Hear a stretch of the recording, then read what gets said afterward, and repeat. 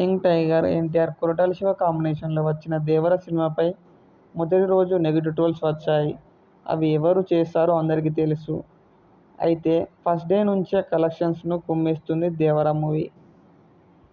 Cinema వచ్చి 10 రోజులైనప్పటికీ కలెక్షన్స్ను పెద్దగా తగ్గలేదు. రిలీజ్ టైంలో తొలగించిన సాంగ్, కొన్ని సీన్లు మళ్లీ జత చేయడంతో మంచి థియేటర్లు ఫుల్ అవుతున్నాయి.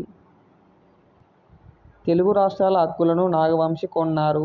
సితార ఎంటర్టైన్మెంట్స్ రెగ్యులర్ డిస్ట్రిబ్యూటర్స్తో అన్ని ఏరియాలా కలిపి 112 కోట్ల రూపాయల లక్ష్యంతో వచ్చిన దేవర 10 రోజుల్లోనే 135 కోట్లు వసూలు చేసింది. అంటే దేవర మూవీని కొన్న ప్రతి ఒక్కరూ లాభాలను పొందుతున్నారు. నార్త్ బెల్ట్లోనూ దేవర దమ్ము రేపుతోంది.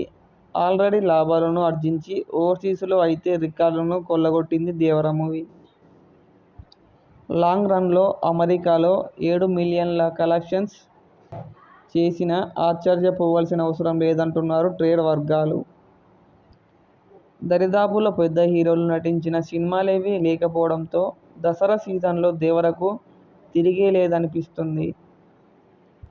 మొత్తం మీద మొదటి 10 రోజులకు తెలుగు రాష్ట్రాల్లో 25 కోట్ల రూపాయలు పైగా లాభాలు వచ్చాయి.